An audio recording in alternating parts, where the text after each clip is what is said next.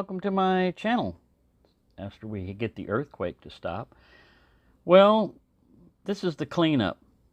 Alright, it doesn't look a whole lot different, but it feels a whole lot different because I put oil in here. Something I found in here, my hands are all dirty, I've been messing with it. Something I found in here was a little piece of cotton rolled up. And I pulled it out, but I thought, you know what?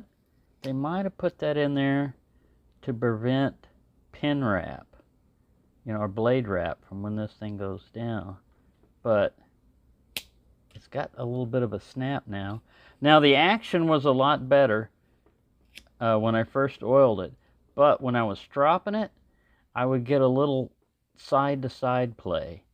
So what I did was I set this pivot right here on the anvil and I smacked it once, and I think it was this side I did first. I hit this side and I didn't get any noticeable improvement.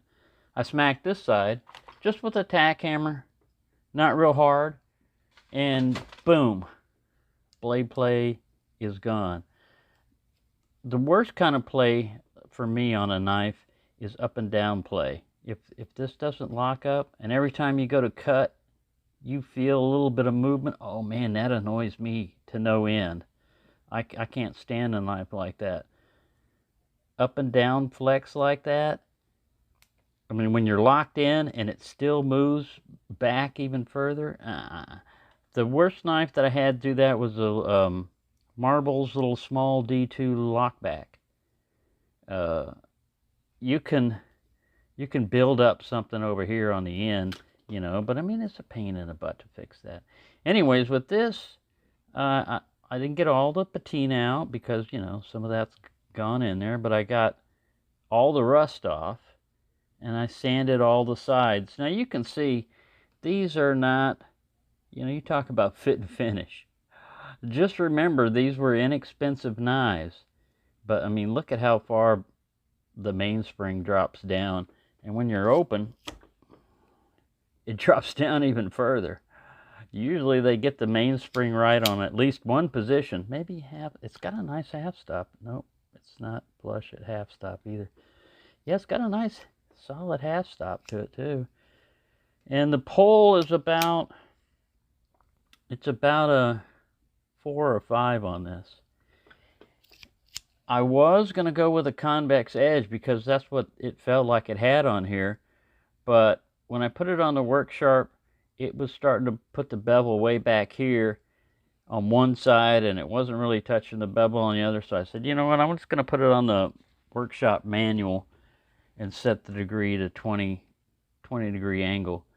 And man, is this thing, it is wickedly sharp. It's got a couple of little hang-ups, a couple of spots where it's not super sharp, but very thin blade stock here. I don't know how thin. Let's find out.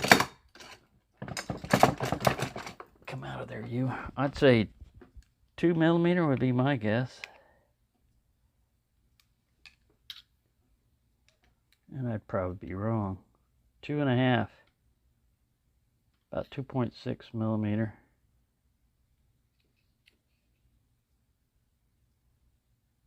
Get out of absolute, you idiot.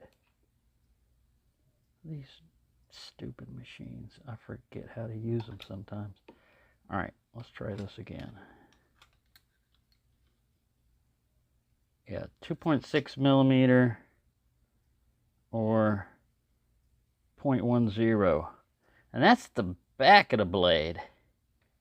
You start talking about over here, oh my God, is this stuff thin.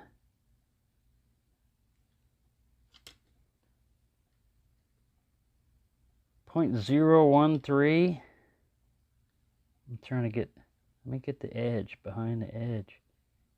0.009. So man, these things can get, 0.24 millimeter, they can get pretty thin. Also, another thing I noticed about this knife is Anybody that complains about 440A and says it doesn't hold an edge, get yourself one of these Barlows and sharpen it. You could probably sharpen it on this.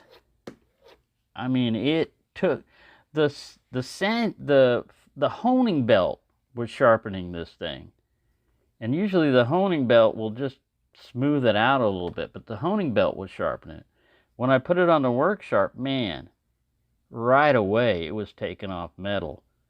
So what I can tell from sharpening a knife is I can get an idea of the edge retention. Now the good thing about that is it's going to be easy to bring it back. You know, it's going to be, it's not going to hold its edge for super long, but I mean, how much cutting do you do with your Barlow every day? I mean, if you're a pro or whatever, then maybe you should go to an upgraded steel. But for most people, I think this thing's going to last you probably all week with all your whatever you're cutting, you know, unless your job requires, you know, to break down a lot of boxes and stuff.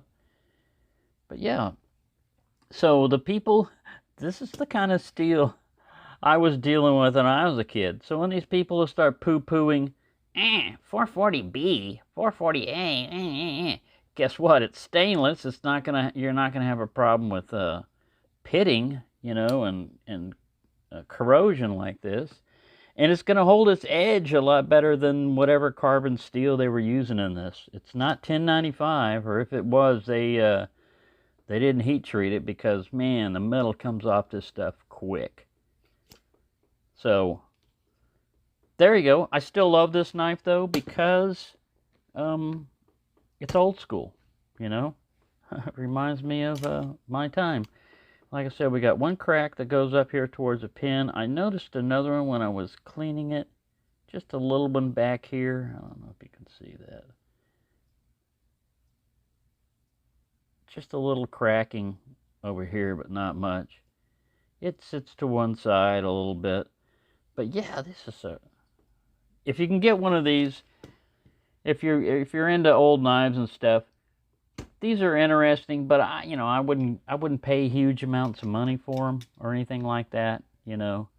And if you see, like on this one, I looked at it on eBay and I just put a heart by it, you know, that I liked it. And the after about 24 hours, the dealer made me an offer. He cut off like $3 or $4. Something like 20% off his asking price, and I went ahead and bought it. I accepted it. I said, all right, yeah, I'll take it, because I was going to get it at the regular price. Anyway, there you go. There's my little update on the Barlow, and that's how it looks after cleaning up. And I think it looks a lot better. It feels a lot smoother here, because like I said, I was using that. Let me get that rust eraser.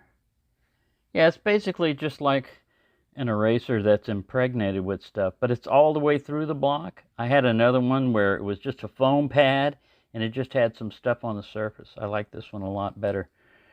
And it's not super aggressive, you know, so if you sit there and you rub on it and everything, it's going to knock off. Usually it'll knock the rust off. Sorry, I'm bouncing all this.